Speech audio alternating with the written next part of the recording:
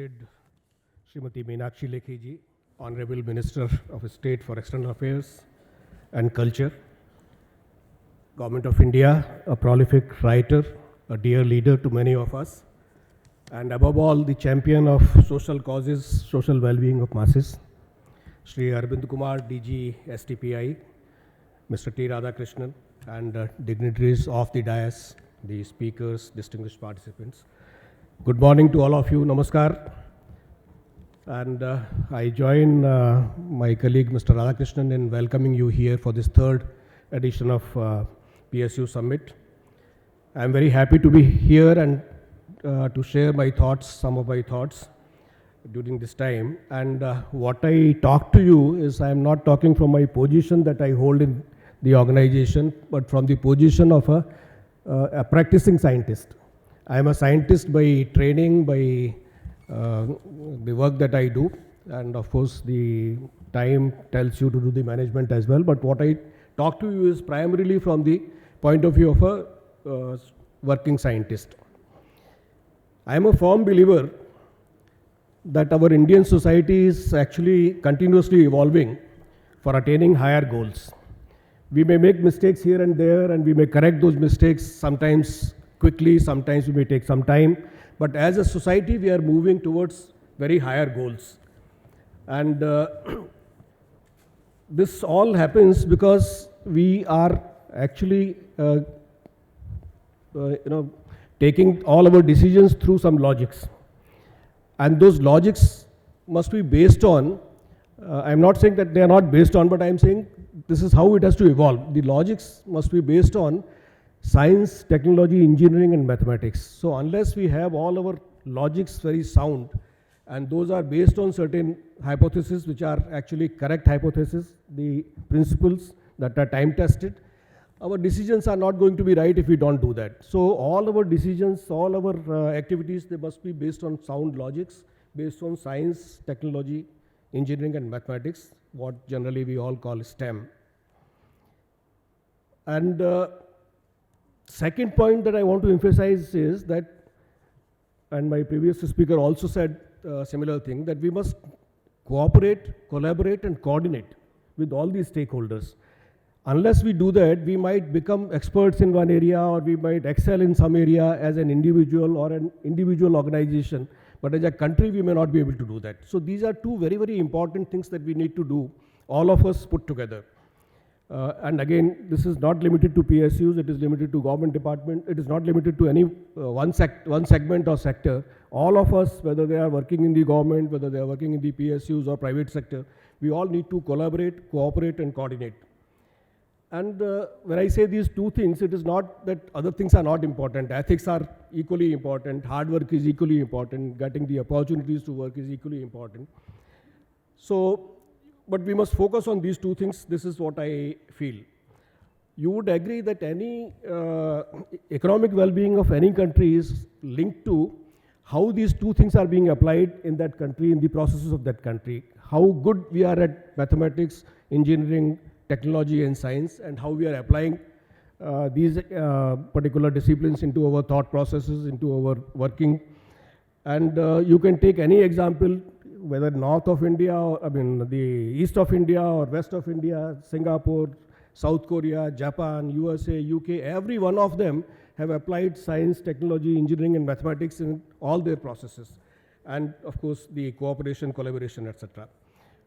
We are very fortunate that our forefathers and Government of India have been very, very conscious of this fact, and they created multiple organizations, whether they are in academic institutions. In fact, we can recollect our Madan Mohan Malviya ji, such long time back he created BHU, and like that IITs, IIMs, research organizations of the government, DRDO, ISRO, DAE, all these kind of organizations, and scientific departments in the Government of India, DPSUs, PSUs. So many of the organizations were created by the government primarily for the purpose of bringing the science, technology, culture in the country, and all our logical reasonings based on science and mathematics. However, we must also acknowledge, since we are all our Indian community, we must acknowledge that we might have excelled in our areas, our individual areas, as our individual organizations, but the full potential is yet to be realized. And this particular thing needs more cooperation, collaboration, coordination, as I said earlier. And fortunately, the Atmanirbharta call by our Honorable Prime Minister has worked as a catalyst for this particular purpose. Why we have not collaborated as much as we should have done or coordinated as much as we should have done, there could be many reasons, or there could be many LIBs that we can talk of, but there is no reason why we should talk of this. We should always look forward. And therefore, I am proposing to you few things which are not exclusively these, maybe few more things can be done, but some of the things that came to my mind. One is that we need to break silos. Many of us tend to work in the areas that we think that we are the best, nobody else knows. That kind of thought process has to be removed from our mind. We must consider whole of India approach.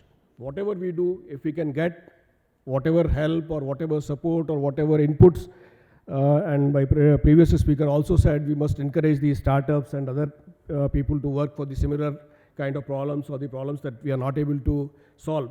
We must allow them, we must work with them. There is always advantage in learning from others and supporting each other. With all organizations having invested in IT infrastructure, it is now so much easier to create databases and access those databases to get what we want to do. Railways and banks have actually amply displayed this through the reservation system or through online banking, that this is possible to do, and this is our own country can do it. It is possible to excel by sticking to our allocated business of the department and still support each other. It's very much possible to do, and we must do it. The second point is the transformation of organized services. We, the government officials, should be seen as, and not only seen, we must actually be working to serve the fellow Indians, enabling them to perform and channelizing their efforts rather than trying to control them, and regulate their energy. I think that is somewhere we must change our mindset, all of us. Madam, we also need to enhance the funding for R&D. Our Honorable, His Excellency Dr. APJ Abdul Kalam, People's President, long time back said that by 2020, India should be a developed country. As a country, we are spending only 1% or less than 1% on the R&D. The developed countries are spending somewhere around 3%, close to 3%, and we need to catch up. Added to that, most of the R&D funding is coming from the government. The industry is not really funding for the R&D. 70 to 80% funding is from the government. While the government must continue funding and probably more they must invest, the R&D has to be also funded by the industry. PSUs have to play a big role in that segment. Unless we spend something like 3 to 5%, the time to catch up will be much larger, which is what we must always avoid. The R&D, the cutting edge R&D especially, is a high risk gain and high gain game. Sometimes we may fail also in those high risk R&D, but wherever we succeed, the gain will be very, very high. So the policy framework should allow reasonable failures of individuals in government and PSUs. Private individuals and organizations and startups, they are able to excel because that kind of that fear that if we fail, what will happen, is not there in them. So we must try to work out the policy framework which will allow people to reasonably fail. Not that they must fail by design, but if there is really some problem and they have failed, the policy framework should allow them to fail with the dignity. Industry should have faith in Indian research labs, Indian research ecosystem, and they must not run to the foreign countries to buy the technology. Many technologies are available within our academia, within our startup ecosystem, within our R&D laboratories, but generally the industry will run to the foreign country to buy the technology. If we can avoid that, there will be a lot of learning for all of us, both sides. By giving a call for make in India, make for the world with zero defect and zero effect, Honorable Prime Minister has already shown the way. He has told us that only India is not our market is the world. we must be quality conscious. We must get economy of scale through the world as market. And our products must be sought after not because India has made it, but because they have quality, they are economic, they are friendly, user-friendly, and zero effect on the environment. And of course, one last thing which I want to say is it is not the government, we as Indians need to do. That is, can we leave at least one product which is today we are using as from the foreign origin? Can we leave that? The government may not be able to tell us because they are party to many agreements, etc. But as an individual, I can always do it. I will not use a particular phone made in some country or particular item made in some country. Maybe that will encourage our industry more. So I am sure if all of us cooperate, collaborate, and coordinate, have ethics, work hard, and use logical reasoning through application of science, technology, mathematics, etc., we can do it. And we have tried to do the same in DRDO. And I want to give a few examples.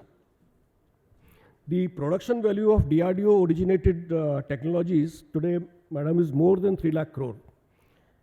Indigenous content in most of DRDO systems is more than 70 to 90%. And this is all done by Indian industry, Indian laboratories, Indian university system. We have transferred more than 1,450 technologies to various industries, private industries, PSUs, on more or less nil TOT fee or very nominal TOT fee. Our patents are free to be used by Indian industry. Our R&D ecosystem encompasses thousands of researchers across the country in hundreds of universities. And more than 5,000 startups are working with us or talking to us, and we are working, giving them problems, MSMEs and other industries. Defense exports, government has put this target of $5 billion US dollars by 2025. Unless we own the IP, we will not be able to export the systems. So this IP generation is primarily driven by, I'm talking of the defense, driven by DRDO, and DRDO developed R&D ecosystem in the country.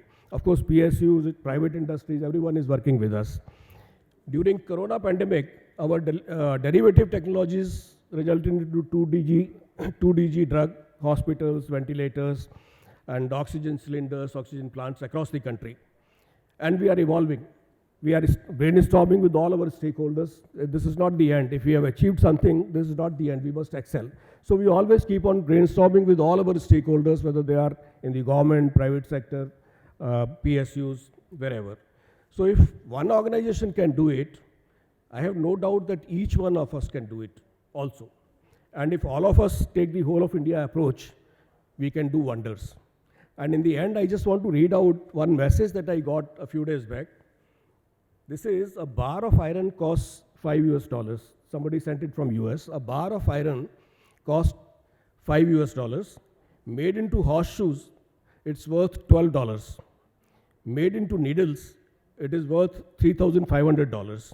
And made into balance springs for watches, it is worth $300,000. Our value is determined by what we are able to make of ourselves. I thank the Honorable Minister, the organizers and the audience for patient hearing. Thank you very much. Namaskar and Jai Hind.